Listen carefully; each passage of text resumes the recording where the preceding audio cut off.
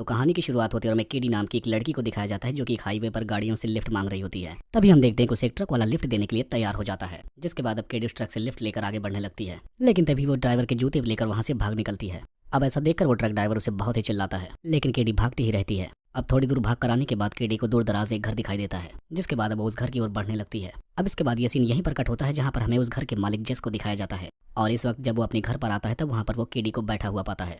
और जेस एक अनजान लड़की को अपने घर पे देखकर उससे पूछने लगता है कि आखिर तुम यहाँ पर क्या कर रही हो। जिसके बाद केडी जेस को अपना नाम बताती है और उससे ये कहते हैं कि इसके साथ साथ मैं तुम्हारी बेटी भी हूँ। इतना कहकर वो उसके घर के अंदर चली जाती है। अब यहाँ पर जब जेस को पता चलता है कि ये लड़की उसकी बेटी है तब उसे काफी हैरानी होती है। दरअसल यहाँ पर हम जान पाते हैं कि जिसने अपनी बेटी केडी को काफी सालों से नहीं देखा था, क्योंकि जब वो छोटी थी तो उसकी बीवी उसको अपने साथ लेकर चली गई थी। अब अगली सुबह उठ जाने के बाद जेस केडी को आवाज लगाकर जगाता है, लेकिन उसे पता चलता है कि केडी उसके घर में है ही नहीं। जिसके बाद अब जेस उसे बाहर ढूंढने के लिए जाता है। तभी वो केडी को माइन के पास देखता है और उसे वहां देखने के बाद वो फौरन उसके पास दौड़ता हुआ आता है उससे बात करने के लिए। और यहाँ पर उसकी बातों से पता चलता है कि जेस यहाँ पर इन माइंस का गार्ड है। तब यहाँ पर केडी जेस को बताते हैं कि इन माइंस में इतना ज्यादा चांदी है कि हम दोनों रातों रात माला माल हो सकते हैं। जिसके बाद अब केडी चांदी को निकालने की बात कर ही रही होती है, लेकिन जेस ऐसा करने से साफ साफ मना कर देता है। तब यहाँ पर केडी उसे बताते हैं कि इस माइंस का जो ऑनर है उसके बेटे ने मुझे प्रेग्नेंट किया था और इस तरीके से ये माइन मेरी और मेरे बच्चे की भी हो गई।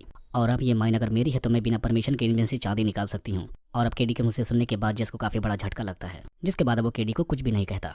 और अगली सुबह हम देखते हैं कि जब ये दोनों माइंस में खुदाई कर रहे होते हैं तभी यहाँ पर इन्हें बहुत सारे चांदी मिलते हैं, जिसे ये लोग अब उसे मार्केट में बेचने की बात करने लगते हैं। लेकिन तभी हमें दिखाया जाता है कि इन दोनों की बातों को ऊपर से एक आदमी सुन रहा होता है। अब इधर हम देखते हैं कि जेस और केडी दोनों मार्केट में आ चुके थे सिल्वर को बेचने के लिए। और उन्हें घर आने के बाद एक और सरप्राइज मिलता है, क्योंकि वहाँ पर उसकी बहन जिन उसका इंतजार कर रही होती है। और यहाँ पर अब जिन से मिलकर केडी काफी ज्यादा खुश होती है।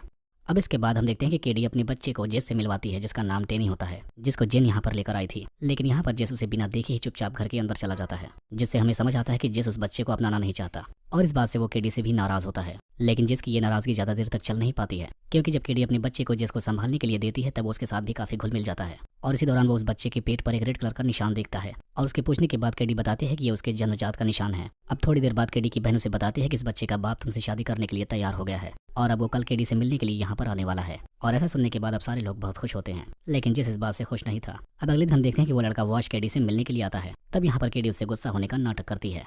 अब यहाँ केडी को काफी गुस्से में देखकर वॉश उसे मनाने की कोशिश करता है, जिसके बाद केडी अब मान भी जाती है। जिसके बाद अब केडी वॉश को जेस से मिलवाती है। जिसके बाद वो जेस से पूछता है कि क्या मैं तुम्हारी बेटी के साथ शादी कर सकता हूँ, जिस पे काफी सोचने के बाद जेस हाँ में जवाब देता है। अब यहाँ पर ये सारे लोग बात कर ही रहे होते हैं तभी एक ट्रक के आने की आवाज सुनाई देती है, जिसे देखने के बाद जेस तुरंत अपनी गन को निकालता है। तभी ट्रक में से मौके नाम का एक आदमी बाहर निकल कर आता है। यहाँ पर हमें पता चलता है कि मौक वही इंसान है जिसने सालों पहले जेस की वाइफ को यहाँ से भगा कर ले गया था। दरअसल यहाँ पर वो जेस की वाइफ बेल को भी अपने साथ लेकर आया था, क्योंकि वो काफी बीमार हो चुकी थी और बहुत जल्द ही उसकी मौत होने वाली थी। इसलिए वो मरने से पहले अपने पूरे परिवार को देखना चाहती थी। अब अगले सीन में हमें बेल का फ्यूनरल दिखाया जाता है, जहाँ पर उसे मॉक के चेहरे की स्माइल देखकर पता चल जाता है कि मॉक पहले से उस माइन में जा चुका है जहाँ पर बहुत सारा चांदी है। अब इतना जानते हैं जेस तुरंत ही गन लेकर माइंस के अंदर आ जाता है, जहाँ पर हम देखते हैं कि मॉक पहले से सिल्वर निकाल रहा होता है। यहाँ पर ये दोनों बातें कर ही रहे होते हैं तभी जेस मॉक के पेट पर वही निशान देखता है जो कि केडी के बच्चे के पेट पर था। और ऐसा देखने के बाद वो समझ जाता है कि केडी को मॉक ने ही प्रेग्नेंट किया है और केडी ने उससे झूठ बोला है। और ऐसा देखने के बाद अब उसे काफी ज्यादा गुस्सा आता है, जिसकी वजह से वो मॉक को यहीं पर शॉट कर देता है।